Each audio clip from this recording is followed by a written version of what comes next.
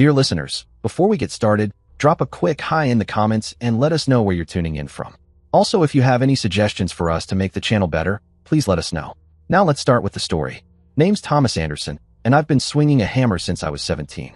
My old man always said, "Son, a man's word and his work are the only things he truly owns." So that's how I lived. Up before the sun, boots on, hard hat in hand, building homes across Atlanta one nail at a time. Ain't glamorous work, but it's honest. That matters to me. I was 38 when everything changed. It was a scorcher that day, the kind of southern heat that makes the air feel thick. I remember wiping sweat off my neck with a rag when I spotted her at the church barbecue. Lillian Powell's. Long dark hair pulled back, sundress dancing in the breeze, and that smile. Lord, that smile could stop time. I wasn't looking for love, hadn't been for years. But something about her, something just tugged at me. We were standing near the grill when I worked up the nerve. "You trying to put the sun to shame with that smile? Or is that just your way of saying hello?" I asked. She laughed, real soft, eyes crinkling at the corners. "You always this smooth? Or is it just the heat getting to you?" I liked her right then and there. Not because she was beautiful, though she was, but because she didn't play games. She talked straight, same as me. We sat together under the oak tree that day, sipping sweet tea and talking like we'd known each other forever. She told me about her daughter, Sophie. Said she was 10, bright, full of life, but hadn't had a steady man in her life. I remember nodding, real slow. "Every little girl deserves someone to count on," I said. "You mind if I meet her?" A week later, I did. Sophie came tearing across the playground, pigtails flying, cheeks flushed. She skidded to a stop in front of me, eyeing me like a little detective. "You're tall," she said, arms crossed. "You build things." I crouched down to her level. "That I do. Houses, porches, tree houses, whatever you can dream up." She raised one eyebrow. "Can you build a castle?" I grinned. "Only if you promise to be the princess." After that, I was wrapped around her little finger. I taught her how to ride a bike on the quiet cul-de-sac near Lillian's apartment. She wiped out a few times, but she never cried. Not once. Just got back on that bike, scowling like she was going to beat it into submission. At night, I'd tuck her in with stories about dragons and knights and brave little girls who saved kingdoms. Sometimes she'd fall asleep holding my hand. One night, Lillian leaned against the doorframe and whispered, "She's never had this before. Any of it." I looked at her and said, "Well, she's got it now. Both of you do." We got married at the same church where we met. Nothing fancy, just friends, family, and enough love to fill every pew. I wore my Sunday best, and Lillian looked like a dream. Sophie was the flower girl, tossing petals with such serious focus it made us all laugh. We moved into a little 3-bedroom in a quiet neighborhood. Kids on bikes, old men mowing lawns, the kind of place where folks wave just because they see you. Every morning I'd kiss Lillian goodbye and ruffle Sophie's hair before heading out the door. For the first few years, everything seemed perfect. I'd come home every day, dead on my feet, shirt soaked through with sweat, jeans caked with dust, back aching like the devil himself had been dancing on it. But I'd open that front door and there it was, dinner hot on the table, the smell of pot roast or chicken and dumplings in the air, and little Sophie sprinting toward me, pigtails flying. "Daddy Thomas," she'd shout, leaping into my arms like she hadn't seen me in years, even though it had only been 8-9 hours. Lord, that sound used to wipe away the whole day. We had a rhythm, you know? I'd kick off my boots by the door, wash up, say grace at the table, and we'd eat like a real family. I used to sit there some nights just staring across at them. Lillian laughing at something silly Sophie said, Sophie scooping mashed potatoes like they were gold, and I'd think to myself, this is it. This is the good life. But dreams have a way of turning on you. It didn't happen all at once. At first, it was little things. I'd leave my boots by the door, like I always had, and suddenly Lillian would lose it. "I am not your maid, Thomas," she snapped one evening, arms crossed. "How many damn times do I have to trip over these before you learn?" "I was going to move him right after washing up," I said, hands up. Didn't mean to leave a mess. But she was already storming off. Other times, I'd sit down on a Sunday with a cold beer to catch the Falcons game, and she'd come in, arms flailing like the house was on fire. "Must be nice, huh?" she said. "To just sit there like a damn statue while your family falls apart." I blinked. "Lillian, it's just a football game. Sophie's at her friend's house. Dinner's not for 2 hours. What's really going on?" But she wouldn't answer. Just slammed the door to the bedroom and left me staring at the TV like a fool. It got worse. The yelling. The insults. Like someone flipped a switch in her, and it stayed stuck on me. She'd call me names I wouldn't repeat to my worst enemy. Said I was stupid, lazy, worthless. That she should have married a man with a real job. said no one with self-respect came home reeking of sawdust and drywall. One night, I just looked at her and said, well, at least sawdust smells like something real. Better than perfume and bitterness. She blinked, like she wasn't expecting me to talk back. But I didn't yell. I never yelled. Just dropped quiet little truths like nails in the floor. Easy to miss, but sharp if you stepped wrong. When she told me I was dragging her down, I said, funny. Thought I was the one holding up the roof. When she rolled her eyes at my boots by the door again, I muttered, didn't know you married the carpet, Lillian. Truth is, I was tired. Tired of defending myself for building a life with my hands. Tired of swallowing every damn insult just to keep the peace. But I still loved her. Loved that girl upstairs more than life. I kept thinking, she's just tired. It'll pass. I held on longer than I should have, because that's what you do for family. You don't let go the first time things get rough. But some nights, I'd sit out on the back steps, the stars above me, and silence thick as syrup, just thinking, how long can a man keep patching the roof before the whole house caves in? And Sophie, she was growing up through all of this. That bubbly little girl with the pigtails turned into a young woman who looked lost half the time. By the time she turned 21, she was still under our roof. Couldn't seem to hold a job, bounced in and out of school. First it was beauty school, then she wanted to be a vet, then it was community college for graphic design. She dropped out after just one semester. Came home one afternoon, eyes all red and puffy. I was fixing the screen door when she walked past me and mumbled, I'm done, Thomas. I can't do it. I put the screwdriver down and followed her into the kitchen. You want to tell me what happened? I asked, leaning on the counter. She shook her head. I'm just not cut out for this. I'm a screw-up, okay? I stepped closer, softening my voice. Hey now, don't talk like that. Everyone stumbles, Sophie. The important thing is getting back up. She looked up at me, lip trembling. You're not mad. I gave her a small smile. Not mad, but I'm not going to let you give up on yourself either. You hear me? She nodded, tears spilling again, and I pulled her into a hug. Maybe take a breath, I said quietly. Then we'll figure out what's next. You just gotta try again. When Sophie lost that job at the grocery store, her third job in under a year, I wasn't even mad. Just tired. She came home late again one night, tossed her purse on the couch, and flopped down like the world owed her something. They let me go, she muttered, like it was no big deal. I wiped my hands on a dish towel and walked over. Let me guess, late again? She just shrugged. I didn't raise my voice. Didn't scold. I sat down beside her and said, all right, we'll find you something else. But you gotta want it, Sophie. I can't want it more than you do. She looked away, chewing her lip, and for a second I saw that little girl again, the one with the scraped knees and big dreams. I helped her print out applications the next morning. Drove her to an interview at the diner down on Peachtree. I believed in her. Always did. Even when she didn't believe in herself. But Lillian, she never saw it the way I did. She's just finding herself, she'd say, folding laundry while Sophie slept till noon. You expect her to be you, Thomas. But not everyone's built that way. I'm not asking her to be me, I said one evening as we stood in the kitchen. I'm asking her to show up. To try. That's not too much. You're being too hard on her, she snapped, slamming a cabinet. She's still young. Let her live her life. I bit my tongue. Again, the truth was, Sophie was being pulled in two directions. Part of her, deep down, I knew she appreciated the stability, the safety, the roof over her head. A man who never left. Who showed up for school meetings, birthday parties, doctor's appointments. I was there every damn time. But the other part of her? That part was drifting. Drawn to flash and danger and fast money. Drawn to Anthony. Yeah, Anthony. Her biological father. Man never paid a dime in child support. Never made a parent-teacher conference in his life. But somehow, he'd still show up like a magician every few months. Like he was some kind of hero.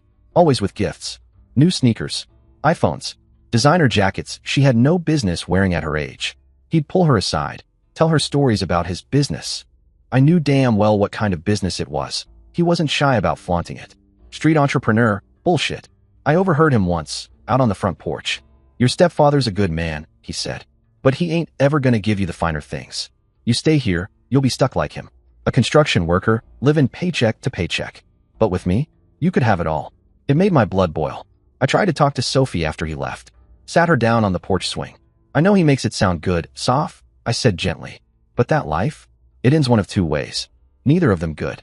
She crossed her arms. He's not all bad. He's trying. I shook my head. No, sweetheart. He's selling you a dream that comes with a nightmare. But every time I tried to get through, Lillian would jump in like I was attacking him. He's her father, Thomas, she'd say. She has a right to know him. Not if it's dragging her down. I snapped once, louder than I meant to. She didn't back down. just stared at me like I was the problem. And then Sophie started changing. She stayed out later and later. Wouldn't tell me where she was going or who she was with. Started dressing different. Acting secretive. I'd ask simple questions. You got plans tonight? Or are you home for dinner? And she'd give me half shrugs or vague answers, barely looking up from her phone. Something was shifting, and I could feel it, like a crack forming right beneath my feet. Sophie, she wasn't the same girl I used to tuck in at night with fairy tales and forehead kisses. She'd sleep till noon most days, then drift from the bed to the couch like a ghost in her own home. TV blaring, phone in her hand, thumbs moving a mile a minute, Snapchat, TikTok, whatever it was. Hours would go by, and she wouldn't speak a word. I'd try to talk to her, encourage her. You think maybe it's time to look for work again? I'd ask gently. Or maybe re-enroll, take a few classes, something to keep you moving? She'd just shrug. I'm fine, Thomas. I just need time. Time. It was always time. But time was slipping, and I could feel her slipping with it. Every time I brought it up, Lillian was right there to shut me down. She's finding herself, she'd say from across the kitchen, arms folded, voice sharp. Not everyone has to follow your blueprint, Thomas. You're being too hard on her. I'd bite my tongue so hard it nearly bled. Because no matter what I said, no matter how gently I tried to help, Lillian turned it into a fight. And soon enough, the house that used to ring with laughter and bedtime stories was just tension and silence. I started to feel like a stranger in my own home, walking on eggshells, afraid to breathe too loud. And through it all, I watched the girl I loved like my own daughter drift further away from me. But I'm a fighter. I don't quit easy. I kept showing up, fixing what I could, trying to keep the walls of this house, this family, standing even as the foundation cracked underneath us. I didn't know then what was coming. Didn't know that the two people I loved most in this world were about to betray me in a way I couldn't have imagined. Not in my worst nightmare. It was a Thursday, March. I remember because the site had shut down early. We were supposed to pour concrete, but the delivery never came. Figured I'd use the extra time to come home, maybe surprise Lillian. Thought we could sit outside, have some tea, talk for once without raised voices or walking on glass. I didn't call ahead. When I pulled into the driveway, I noticed a car across the street. Some fancy foreign thing. I didn't recognize it, but I figured maybe it belonged to a new neighbor. Didn't give it a second thought. I grabbed my lunchbox off the seat, keys in hand, still dusty from the site, boots heavy from the day. But when I opened the front door, my whole world stopped. There she was, Lillian, my wife, kissing a man on our couch. Not a casual peck, not a misunderstanding. A real kiss, deep, intimate, full of heat. The kind of kiss meant for lovers, not secrets. My body locked up. I couldn't even step forward. I just stood there in the doorway, frozen, my keys still dangling from my hand. My jaw clenched. My stomach turned. I couldn't even process what I was seeing. The man had slicked back blonde hair and wore one of those expensive fitted shirts that screamed money. He looked like he belonged in some buckhead boardroom, not in the home I built with my own hands. Lillian finally noticed me, but she didn't flinch. She didn't look ashamed or even surprised. She looked pissed. Thomas, she snapped, leaping to her feet like I was the one intruding. What are you doing here? I didn't answer. I couldn't. The man stood up, clearly rattled, starting to reach for his jacket. That's when something inside me snapped. I dropped my lunchbox and lunged across the room. You son of a... I grabbed him by the collar and slammed him against the wall before he could get a word out. Picture frames rattled. His eyes went wide. You think you can come into my house and put your damn hands on my wife? I growled, pressing him back harder. You've got no idea who you're messing with. He stammered. I didn't know. Liar, I spat. Lillian shouted behind me. Thomas, let him go. But I wasn't listening. My pulse was roaring in my ears. My whole life had just imploded, and this man, this stranger, was standing in the ashes. I landed a few hits on his face, and then I shoved him hard toward the door. Get the hell out of my house before I kill you, I said. He didn't need to be told twice. He stumbled, straightened his shirt, and bolted through the back door like a coward. Didn't even look back. Lillian followed him, leaning in close to whisper something I couldn't make out. He gave a nervous nod and vanished into the backyard like smoke disappearing in the wind. When Lillian came back into the living room, everything about her had changed. She wasn't flustered. She wasn't sorry. She looked like a woman spoiling for a fight. Cold, mean, eyes like ice. Her finger jabbed through the air at me like a weapon. Don't you dare judge me, Thomas, she snapped. I blinked, still trying to catch up with reality. Judge you? Lillian, I just walked into my home and found you. You have no idea what it's like being married to someone like you, she shouted, cutting me off. Someone like me? I repeated, heart pounding, voice thick with disbelief. Lillian, I've given you everything. I've worked my fingers to the bone to provide for you and Sophie. I've loved you both like you were my whole damn world. Your love isn't enough, she screamed back, eyes blazing. I need more than what you can give me. I need excitement, passion, adventure. All you know how to do is work and come home tired. Her words hit me like a brick to the chest. For 11 years, I'd busted my back. Every early morning, every overtime shift, every missed football game or weekend fishing trip, because I thought it meant something. Because I loved them. So how long has this been going on? I asked, doing everything I could to keep my voice from shaking. She folded her arms, gave me that smirk I'd never seen before today. Does it matter? It matters to me, I said, jaw clenched. The point is, she said, voice flat, I'm done pretending to be happy in this marriage. I want to divorce Thomas. I want you out of my house. I stared at her like she'd slapped me. Your house, I said slowly. I've been paying the mortgage on this place for 11 years. I put the down payment down with money I saved working overtime. I built this home for you. For Sophie. Well, she said with a shrug and a smile colder than January wind. Now it's going to be my house. My lawyer says I'm entitled to half of everything. Plus alimony. Plus child support. For Sophie, it hit me like a freight train. This wasn't just her chasing someone new. This wasn't a mistake in the heat of passion. This was planned. She'd been laying the groundwork behind my back. Maybe for months. Maybe years. I moved out of the house, the one I paid for, bled for, and into a small one-bedroom apartment on the other side of town. If I hadn't, I would have done something I would regret. The new place was cramped and smelled like old carpet, but it was all I could afford after the retainer from my lawyer and the first wave of court filings.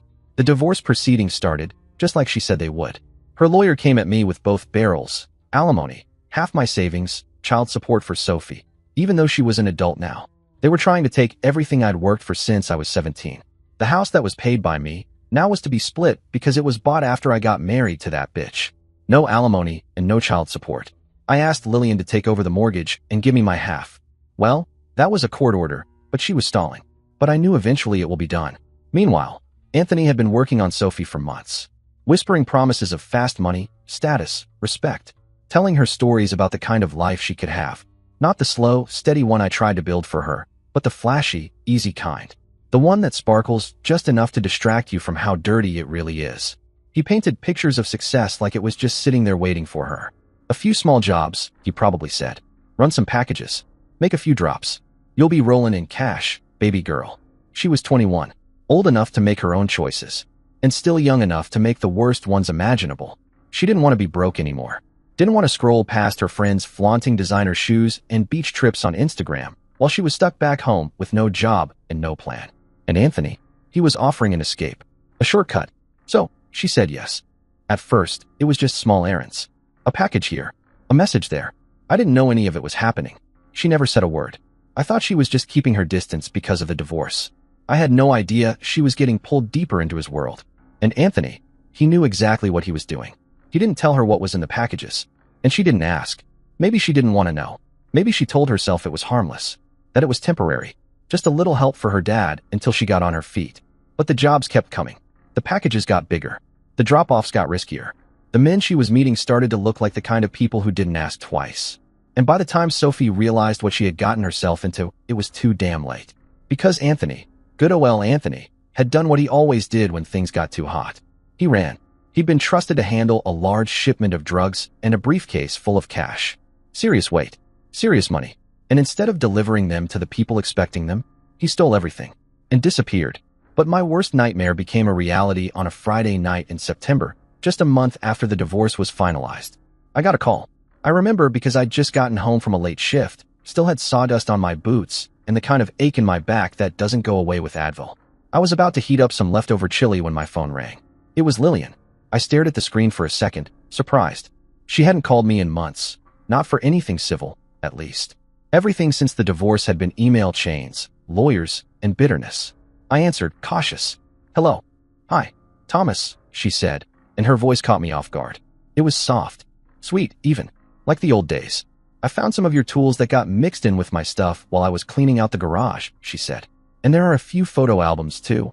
Ones with pictures of you and Sophie when she was little. I thought you might want to keep them. I didn't say anything right away. My gut was telling me something didn't feel right. Lillian hadn't said one kind word to me since the split, and now she was offering up old memories like we were friends again? Out of nowhere, I leaned against the counter, keeping my voice even. Why now? There was a pause. Then she said, "Look, Sophie's been having a really hard time with everything. The divorce. The changes. I just think it would be good for her to see that we can be civil. You coming by to pick up your stuff. It might help her see that we're still trying. That you still care." That last part hit me right in the heart. I did care.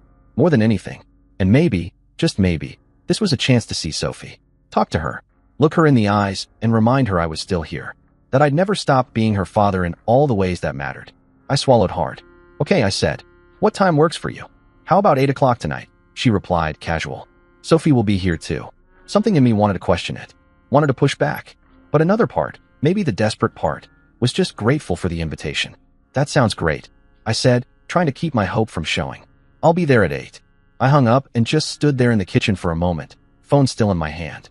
My heart was pounding, not with fear, but with something that almost felt like hope. Maybe this was it. The start of something new.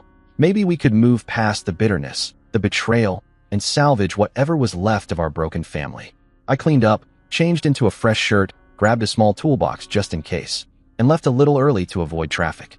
I arrived at the house at exactly 8 o'clock. When Lillian opened the door, I froze for a second. She was dressed up like she was heading to some high-end dinner party, hair curled just right, makeup flawless, that deep red lipstick she used to wear on our anniversary nights. And the dress? I recognized it instantly. It was the one I bought her 2 years ago. Black silk, hugged her figure like it was made just for her. She smiled at me, but there was no warmth in it. It was the kind of smile you see on someone trying to sell you a used car with a busted engine. "Come in," she said, stepping aside. "Sophie's in the living room waiting for us." I hesitated for half a beat, then stepped inside. The house looked exactly the same. Same couch, same rug, even the same faint scent of vanilla candles lingering in the air, but everything felt different. Cold, like I didn't belong there anymore. Like a ghost walking through my old life. Sophie was on the couch, knees pulled up, scrolling through her phone. She didn't jump up to hug me like she used to when she was little. She didn't smile, just nodded, barely, and kept her eyes locked on the screen. "Hey, sweetheart," I said, sitting down in my old recliner, the one with the tear in the armrest she used to poke her finger through when she was 6. "How have you been?" "Fine," she said without even looking up. For the next hour, the three of us sat there in the living room making awkward small talk. Lillian asked about my new apartment, my job, if I was seeing anyone. I answered politely, keeping my guard up. I kept waiting for her to mention the tools, or the photo albums, or whatever excuse she'd used to get me here. But she didn't.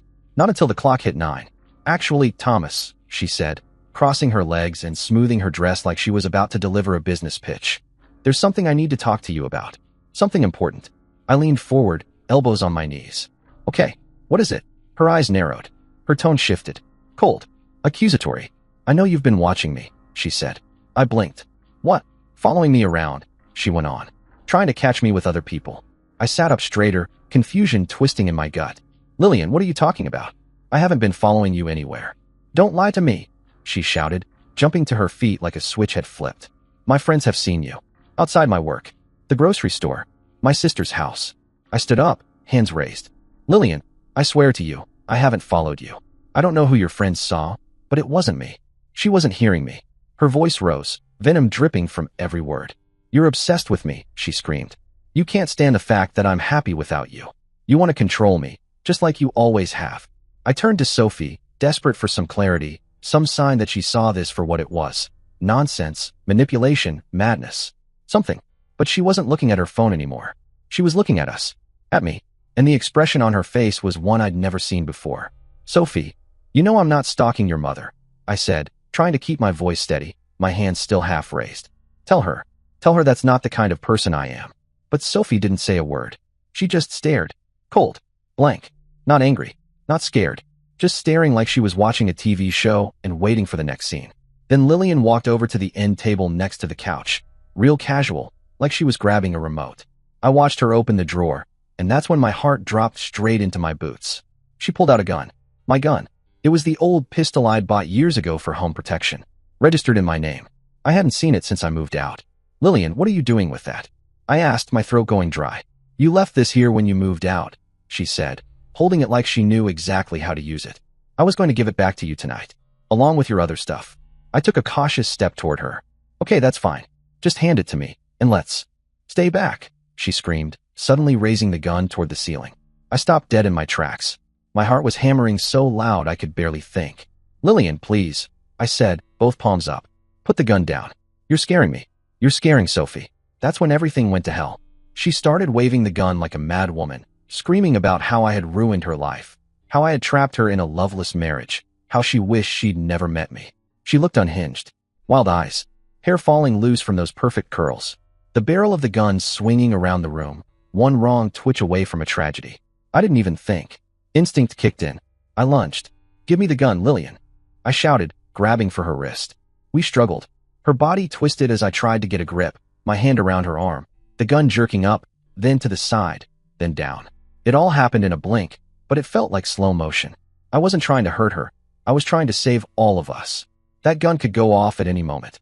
Then, bang. The shot echoed through the house like a bomb. Lillian screamed, high and sharp, like an animal. The gun clattered to the floor. She staggered back, grabbing her hand, blood leaking through her fingers. Oh my God, I shouted. Lillian, are you okay? But she wasn't looking at me. She wasn't looking at her hand either. She was looking at Sophie. And Sophie, she was already on her feet, staring at her mother with this strange, unreadable look on her face. Like they were speaking without saying a word. Like this moment had been rehearsed. Sophie, call 911. Lillian screamed, voice trembling. He tried to kill me. Thomas tried to kill me. I couldn't believe what I was hearing. What? No, Lillian, it was an accident. I shouted, stumbling backward, arms still raised like they could somehow protect me from the lies coming out of her mouth. You know it was an accident. But Sophie was already on the phone. I watched her press it to her ear, her hands shaking, but not like someone terrified. More like someone acting terrified. Her voice quivered as fake tears laced every word. Please help us. She whimpered into the phone, sniffling on cue. My stepfather just shot my mother.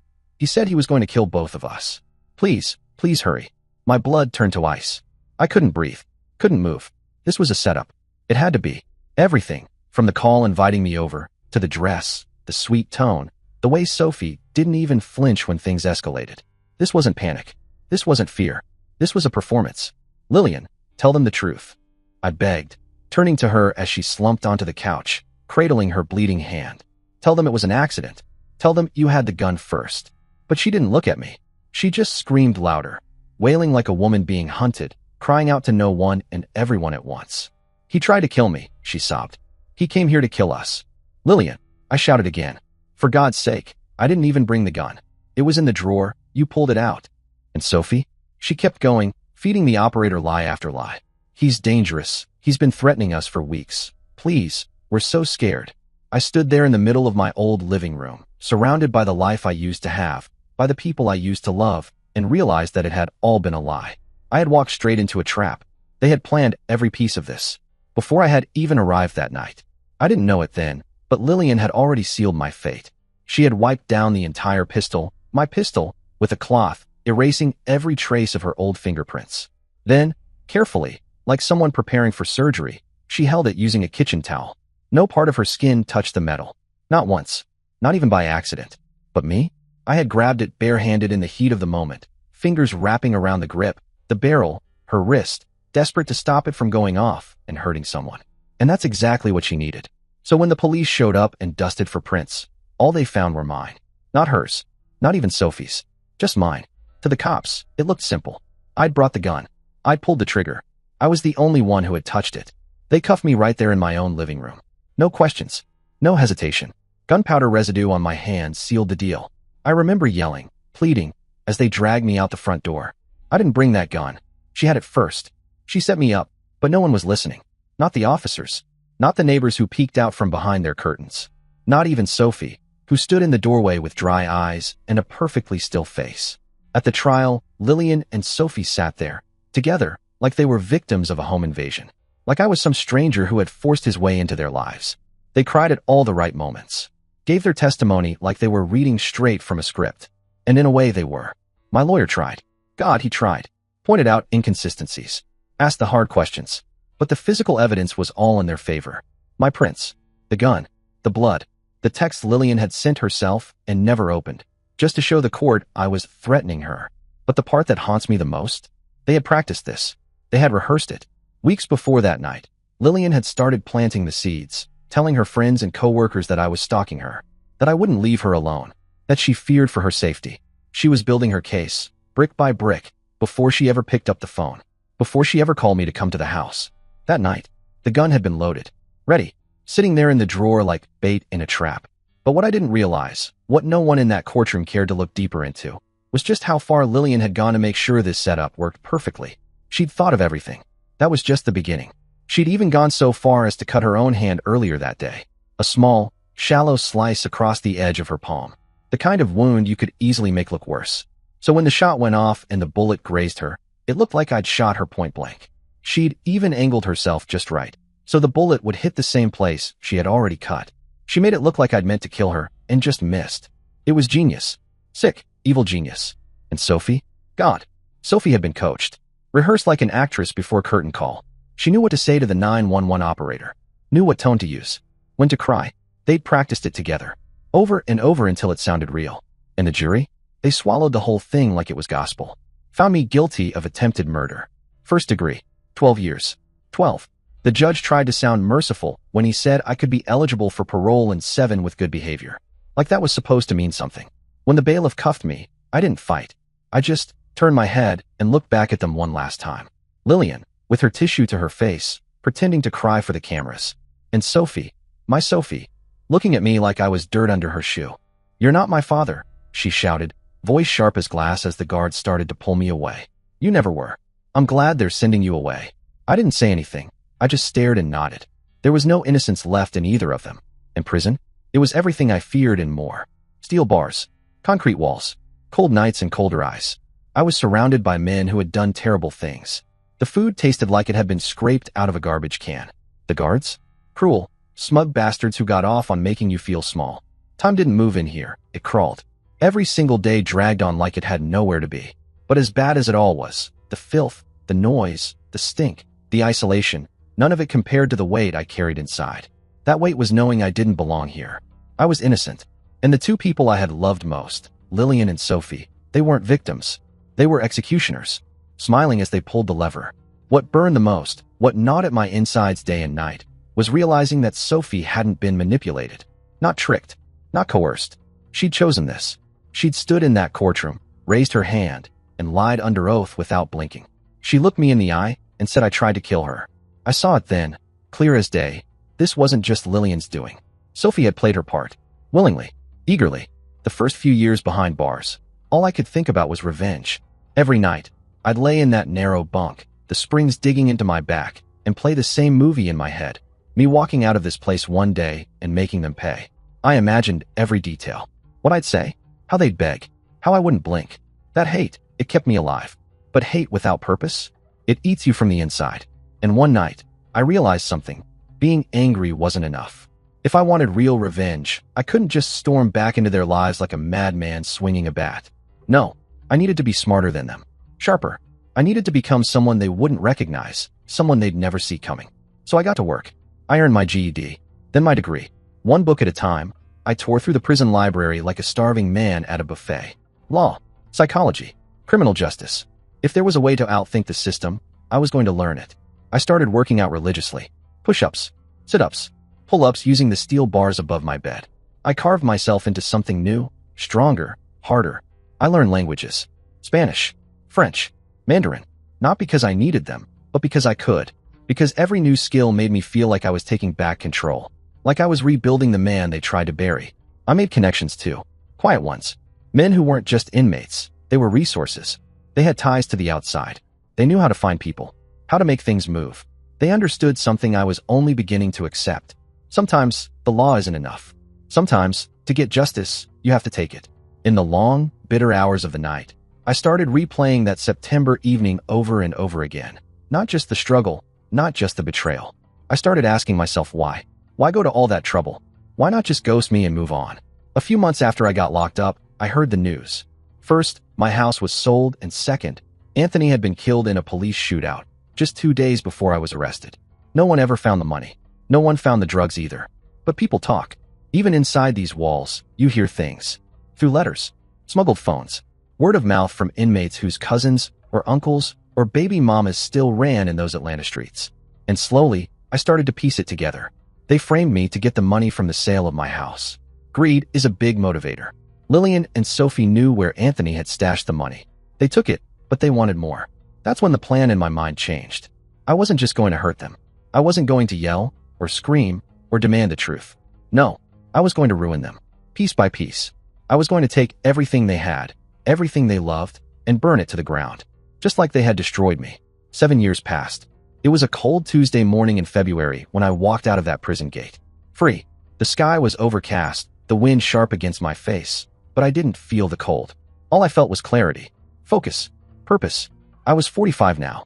The gray in my hair reminded me of the years they stole, and the lines on my face told the story of every sleepless night behind bars. But my body? A machine. My mind? Sharper than a damn razor. I had saved every cent I could in prison. Legit work in the kitchen, trading favors, even a few well-placed bets on the yard. Every penny mattered, because I knew when I got out, I wasn't starting over. I was starting something else entirely. And I wasn't starting alone. Men I met on the inside had people, real people, on the outside. Guys who didn't blink when you asked for something that couldn't be found in a phone book. I kept their numbers, paid them favors, kept my word, built trust. That's what prison taught me. Loyalty is a currency. And I'd been stockpiling. First thing I did, rent a tiny apartment in East Point, opposite side of Atlanta from where I used to live. Plain place. No questions asked. Nobody knew me. I liked it that way. By day, I swung a hammer on a job site. Good, honest work. It paid the bills and kept my head down. But the real work? That started when the sun went down. At night, I hunted. I wanted to know everything about Lillian and Sophie. And what I found made my fists clench. They weren't hiding in fear. They weren't struggling to rebuild. They were living like queens. Big house in Buckhead, matching Mercedes SUVs, Instagram stories of beach vacations and champagne brunches. All funded by the blood money Anthony had left behind. He was dead, got himself killed in a shootout with the cops 2 years after I got locked up. But before he went out, the bastard told them where the stash was. The money he was supposed to deliver. The cash that belonged to dangerous men who didn't tolerate betrayal. They found it. All of it. And instead of hiding or laying low, Lillian and Sophie celebrated.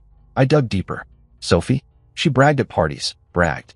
Called me a stupid fool who never saw it coming. Laughed about her Oscar-worthy performance on the stand. Said her fake tears were the best part. I saw a video clip of her at some rooftop bar, drink in hand, mimicking her 911 call for laughs. They weren't scared. They were proud. Proud of what they did to me. Proud of what they got away with. That's when the anger in me cooled. Not because I was any less furious, but because it hardened into something pure. Something sharp. Revenge, yes, but not the blind kind. They wanted to ruin me? I'd return the favor. Slowly. Precisely. Completely.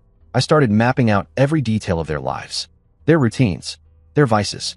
Lillian had developed a gambling habit. Not the fun kind. The kind that gets you in debt with the wrong kind of people. I found out she owed a lot of money to men whose idea of debt collection involved pliers and concrete basements. Sophie? Drugs. Pills mostly, but also some heavier stuff. And her boyfriend, Ray, he wasn't just abusive. He was a low-level dealer with a short temper and a big mouth. That boy was a ticking time bomb, and she didn't even see it. But the best piece? The police.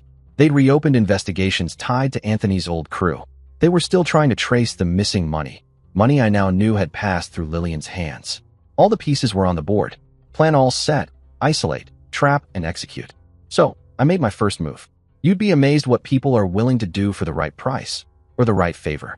Through a contact I'd made inside, a guy who used to run with some of Atlanta's rougher circles, I got word out to the very people Lillian and Sophie had feared most, the ones Anthony had stolen from. It wasn't hard. I knew their names. I knew their aliases. And more importantly, I knew where to leave a message they'd take seriously. I didn't write much. Just a burner message to a known associate. Anthony didn't take it with him. His girls have it. Start asking. I attached snapshots of Lillian's new house, the cars parked outside, Sophie's Instagram stories showing off designer bags and champagne. I included photos of their vacations, the Bahamas, Paris, Costa Rica, all paid for in cash. No signature. No trace. Within 2 weeks, the fire I lit began to spread. Sophie started getting phone calls. Not the kind you hang up on easily. Not the kind you can trace. Where's the money your daddy stole? He told you. He had to. Tick-tock, princess. This game ends ugly. She cracked first. I knew she would. She always wanted to play grown-up gangster until someone reminded her the game was real. I knew because I was watching. I had eyes. She started looking over her shoulder in every parking lot. She stopped posting online. Lillian, meanwhile, was too proud to admit anything was wrong, but I saw her changing her routines too. Still, I wasn't done. First, I wanted Sophie isolated. So, I turned my attention to Ray. Now Ray wasn't the kind of man you betrayed lightly. Jealous, controlling, dangerous in ways Sophie didn't even fully understand. He'd beaten up a guy in a gas station once just for looking at her the wrong way. If I could shake his trust in her, make him see her the way I saw her, the ground would drop out from under her feet. So, I orchestrated something simple and cruel. I learned from a friend who worked security that Sophie and Ray would be at a bar downtown for a low-key date night. What they didn't know was that Lillian would show up too. She made a habit of crashing nights out under the guise of just one drink. Perfect. I hired a guy. Handsome, tall, smooth enough to charm, harmless enough to disarm. I gave him one job. Don't force it. Just hover. Smile at her. Wait for the moment. And that moment came, just after 10 p.m., when Ray went to the restroom. The bar was loud, dimly lit. Lillian leaned in to say something to the stranger. He responded with a grin and said, "You've got a wild look in your eyes tonight." She laughed. Sophie rolled her eyes. And then, maybe because of the drinks, or maybe because she was just like her mother, Lillian leaned forward and kissed him. Just a peck. But Sophie? She didn't pull away. She kissed him back. And that's when my camera clicked. 3 shots. Flash off. Clean. Crisp. I blurred the man's face and texted the photos to Ray from an anonymous number. "You're not the only one she plays." Ray didn't respond, but I didn't need him to. 2 hours later, I got word from my contact. Ray created a big scene in the bar. Witnesses said he beat Sophie till she lost consciousness. Lillian was rushed to a hospital. No police report filed. Ray has money and power, and he proved it that night. Phase 1 of my plan complete. 2 days later, I knew the gangsters had received my anonymous tip. Lillian came home to find a small, square package on her front porch. No return address. No markings. Just her name, scrawled in black marker. She opened it. Inside was her beloved poodle. Sliced and chopped to pieces, Lillian dropped the box and was able to recognize the body only from the collar. Lillian found a note. Just a line written in bold, uppercase letters. 3 days. Return what doesn't belong to you, or the next package will be you. I wasn't surprised when my contact called that evening. "Cops are crawling all over her place," he said. She called him right after she found the package. "They're sniffing around, asking questions." "Good," I said, leaning back in the wicker chair, the Thai sun dipping low over the ocean. Let her squirm. Lillian's call to the cops was exactly what I'd counted on. She'd always been predictable. Run to the authorities, play the victim. The gangsters were now part of my chessboard, and the cops would be too busy chasing them to see the strings I was about to pull. 3 days later, the rain was a merciless shroud, clawing at the dusk with icy, needle-sharp drops that stung the windshield. I'd been parked outside the hospital for 3 hours, eyes locked on the exit, my breath shallow, every nerve coiled like a spring. Then she appeared, Sophie. Hoodie up, head bowed, moving like a shadow desperate to dissolve into the gloom. Always running, as if she could outpace the weight of what she'd done. I let her stumble half a block, her sneakers slapping wet pavement, before I eased the car alongside her. The engine's growl was a low, predatory hum. I rolled the window down, just enough. "Get in." She froze, one foot hovering mid-step, her silhouette rigid against the streetlight's sickly glow. Her head turned slowly, and I saw it in her eyes. Recognition, sharp as a blade, laced with the sour tang of guilt. No fear. Not yet. "I'm not doing this," she muttered, voice brittle, turning to walk away. I raised the gun, its cold weight steady in my hand, the barrel catching the faint light. "You don't get to choose." Her gaze flicked to the gun, then to the empty street. No cars. No witnesses. Just the rain, hissing like it was complicit. She knew I'd planned this. Knew I wasn't bluffing. Her jaw tightened, but she climbed into the passenger seat, the door slamming like a coffin lid. We drove in silence, the city's neon bleeding into the rearview mirror until it was just us, the highway, and the dark. Past the last flickering gas station, into the desolate stretch where the fields swallowed sound and light. The warehouse loomed ahead, a rotting husk of brick and shattered glass, its broken windows like empty eye sockets staring into the void. I pulled around back, where the shadows were thickest, where no one would see. The car's engine died with a shudder. Sophie's voice, when it came, was a cracked whisper. "You going to kill me?" I didn't answer. Words were useless now. I got out, the air heavy with the smell of wet earth and decay. Opened her door. She didn't move, her hands knotted in her lap. "Out," I said, voice low, final. She didn't budge. I grabbed a fistful of her hair, yanking her from the seat. She gasped, clawing at my wrist, but I drove my fist into her cheek, a sharp crack that sent her sprawling into the mud. Her hoodie soaked through instantly, clinging to her like a second skin. She tried to scramble up, but I seized her ankle, dragging her through the gravel and filth, her body scraping against the ground as she thrashed, her breaths ragged, animalistic. The warehouse's back door groaned as I kicked it open, revealing a small storage room. Dank, airless, the walls streaked with rust and mold. I threw her inside, her body hitting the concrete with a dull thud. She curled up, coughing, blood trickling from her split lip, her eyes wide now, finally showing the fear I'd been waiting for. A rusted metal grate jutted from the wall, bolted into the stone. I grabbed a chain, its links cold and heavy, and looped it around her wrists, binding her to the grate. The metal bit into her skin, and she winced, but didn't scream. Not yet. I tightened the chain until it creaked, her arms stretched taut, her body forced upright against the wall. I stepped back, the room swallowing the sound of my boots. The door slammed shut, the lock clicking with a finality that echoed in the dark. Outside, the rain kept falling, erasing any trace of us. The rain hadn't let up, hammering the warehouse roof like 1,000 tiny fists. Inside, Sophie's shallow breaths rasped against the silence, her chained wrists scraping faintly against the metal grate. I didn't look at her. My focus was already shifting, the next piece of the plan locking into place. This wasn't just about her. It was about Lillian, too. Her mother, the architect of every betrayal that had carved me hollow. They'd both pay, but Lillian, she'd feel it deeper. It was time to trap Lillian. I pulled a burner phone from my jacket, the cheap plastic cold in my hand. The number was already punched in, pulled from a memory I'd rather forget. I stepped outside, the wind biting through my coat, and dialed. The line crackled, then connected. "Lillian," I said when she picked up, my voice low, stripped of anything she might recognize. "I have your daughter." A sharp intake of breath on the other end. "Who is this? What are you?" "Sophie's with me." I cut in, letting the words sink like stones. "If you want to see her alive, you'll come alone. Blackthorn Quarry, off Route 17. Midnight. No police. No tricks. You know what happens if you try. Thomas." Her voice wavered, catching on my name like a hook. "Thomas, is that you? Please, don't hurt her. I'll do anything." "Midnight," I said, and hung up. Her desperation lingered in my ears, a bitter satisfaction. She'd come. She always did when it was about Sophie. I tossed the phone into a puddle, grinding it under my heel until it was just plastic shards in the mud. No traces. No mistakes. The quarry was perfect, miles from anything, a scar of rock and dirt where no one would hear her scream. I'd scouted it weeks ago, knowing it would come to this. I drove back to the city, the windshield wipers slicing through the rain. My hands were steady on the wheel, but my pulse thrummed with something dark, something alive. Blackthorn Quarry was a ghost town at night, just gravel paths and jagged cliffs under a moonless sky.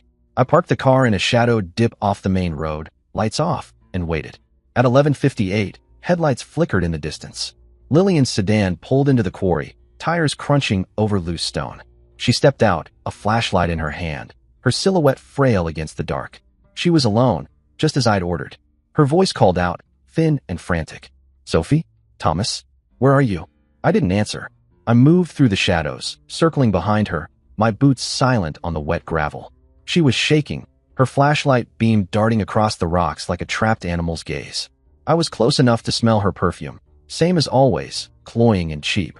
When I stepped out, the gun already in my hand. "Drop the flashlight," I said. She spun, the beam catching my face for a split second before she let it clatter to the ground. Her eyes were wide, her mouth half open, like she was trying to find words that wouldn't come. "Thomas, please," she whispered. "Whatever this is, we can talk. Just let Sophie go." "Get on your knees," I said, voice flat. The gun didn't waver. She hesitated, then sank to the ground, her hands raised, palms out. "I didn't mean for things to end like they did," she said, her voice breaking. "I never wanted to hurt you." "You didn't hurt me," I said, stepping closer. "You destroyed me." I grabbed her by the arm, yanking her to her feet. She stumbled, gasping, but I didn't stop. I dragged her to the car, shoving her into the back seat. She tried to scream, but I pressed the gun to her temple, and the sound died in her throat. "Quiet," I said, or the metal screams. She went still, her breath shallow, her eyes locked on mine in the rearview mirror as I started the car. The drive back to the warehouse was a blur of rain and silence, the weight of her fear filling the air like smoke. She didn't speak again, didn't beg. Maybe she knew it wouldn't matter. When we reached the warehouse, I pulled her out, her legs buckling as she hit the ground. The rain soaked her hair, plastering it to her face, but I didn't care. I dragged her through the same rusted door, into the storage room where Sophie was chained. The girl's head snapped up, her eyes bloodshot, her voice a cracked whimper. "Mom." Lillian lunged forward, but I shoved her back, slamming her against the wall. "Stay put," I growled. I grabbed another chain from the corner, its links crusted with rust, and bound her wrists to the same grate, a few feet from her daughter.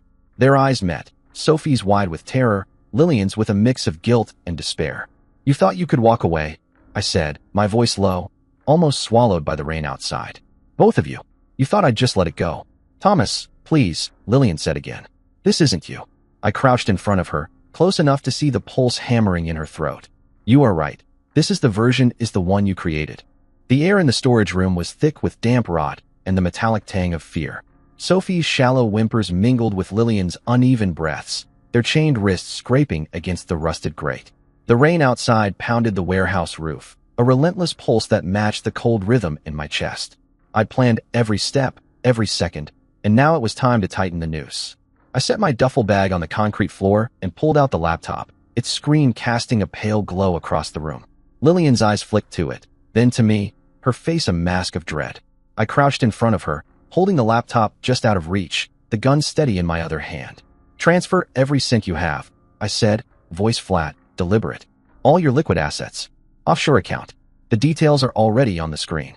Her lips parted, but no sound came out. Her gaze darted to Sophie, slumped against the wall, her wrists raw from the chains. "Thomas, please," Lillian finally whispered, her voice cracking like thin ice. "We can fix this. You don't need to do this." "Do it," I said, nodding at the laptop. "Now." She hesitated, her hands trembling, still bound to the grate. I sighed, the sound heavy in the stale air, and turned the gun on Sophie. The girl's eyes widened, her breath hitching. "Mom, don't," Sophie started, but the crack of the gunshot cut her off. The bullet tore through her left thigh, and she screamed, a raw, animal sound that echoed off the walls. Blood seeped through her jeans, pooling on the concrete. "Thomas, no." Lillian lunged against her chains, the metal biting into her wrists. "Stop. I'll do it. I'll do it." I shoved the laptop into her lap, loosening her chains just enough for her to type. "Move faster this time." Her fingers shook as she took the laptop, her eyes darting between the screen and Sophie, who was gasping, tears streaming down her face. Lillian's hands hovered over the keys, frozen, her breath ragged. I can't think," she stammered. "Please, just give me a second." I didn't wait. I aimed at Sophie's other leg and fired. Another scream ripped through the room, sharper this time, as blood bloomed across her right thigh. She collapsed forward, the chains catching her weight, her sobs choking on pain. "Stop it," Lillian screamed, her voice breaking into a sob. "I'm doing it, Thomas. Please, I'm doing it." "Then do it," I said, my voice like gravel. "No more games." She fumbled with the laptop, tears streaming down her face as she typed, her fingers slipping on the keys. "I'm sorry," she kept muttering. To me, to Sophie, to no one. "I'm so sorry." The screen glowed with numbers, accounts, routing details, everything I'd set up months ago, a labyrinth of transfers that would bounce the money through half a dozen countries before it landed in an untraceable account in Thailand. I'd planned it all, every layer, every dead end. Minutes passed, her hands shaking as she worked. Finally, she pushed the laptop back toward me, her eyes hollow. "It's done," she whispered. "It's all there. Just let us go." I took the laptop, checking the screen. The transfer was complete, the numbers exactly as I'd expected. The money will bounce off multiple accounts before landing in my account. I closed the screen, tucking it under my arm, and stood. Lillian's gaze followed me, desperate, searching for something. Mercy, maybe. She opened her mouth to speak, but I didn't let her. I turned, raised the gun, and shot her in the left leg. The crack of the bullet was drowned by her scream, her body jerking against the chains. Before she could recover, I fired again, the second shot tearing through her right thigh. She collapsed, gasping, blood pooling beneath her, her face twisted in agony. "Thomas," she choked out, her voice barely audible. "Why?" I crouched in front of her, close enough to see the sweat beading on her forehead, the way her lips trembled. "Why should not be your question. You should be asking me how long." I stood, stepping back. "The gangsters will be here in 3 days," I said, my voice cold, final. "They'll want to talk. About the money. About you. About her." I nodded at Sophie, who was barely conscious, her head lolling against her shoulder. "I spent 7 years thinking what you two did to me. For you 3 days is a long enough." Lillian's eyes widened, her breath hitching. "No. Thomas, please, don't leave us here." I didn't answer. I turned, walked to the door, and stepped into the rain-soaked night. The warehouse door clanged shut behind me, the sound swallowed by the relentless rain. I didn't look back. Lillian's screams, Sophie's whimpers, they were already fading, like static on a dying radio. My boots crunched through the gravel as I climbed into the car, the burner phone's shattered remains long since washed away by the storm. Everything was in place. The cops would never tie this to me. Lillian's had already told the cops about her dead poodle. Cops would chase the gangsters, not me.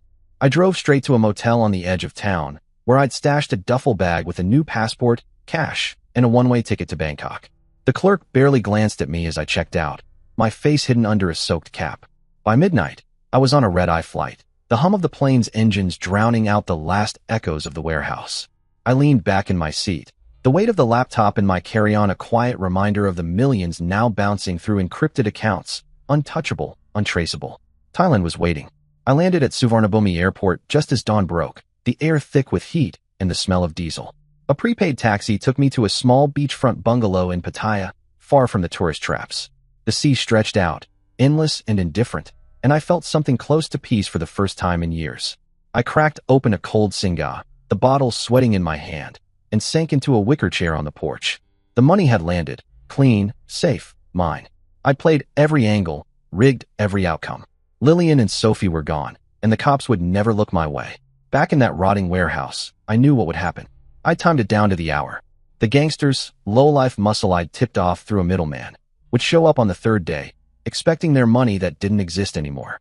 They'd find Lillian and Sophie, already dead, their bodies cold against the concrete. Starvation, blood loss, shock, it didn't matter how. They were never meant to survive those chains. The gangsters would barely have time to process it before the cops, tipped off by an anonymous call I'd arranged through a burner app, would storm in. A shootout was inevitable. Those idiots were too trigger-happy to surrender.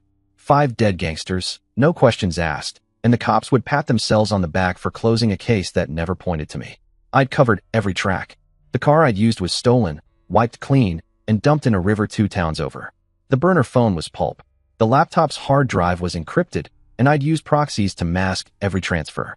The cops would see what I wanted. Gangsters chasing 2 women for money. Bought women were killed. Gangsters killed at the spot where victims were found. It all stitched fine. I took a sip of the beer, the bitter taste grounding me. The sun was high now, glinting off the waves.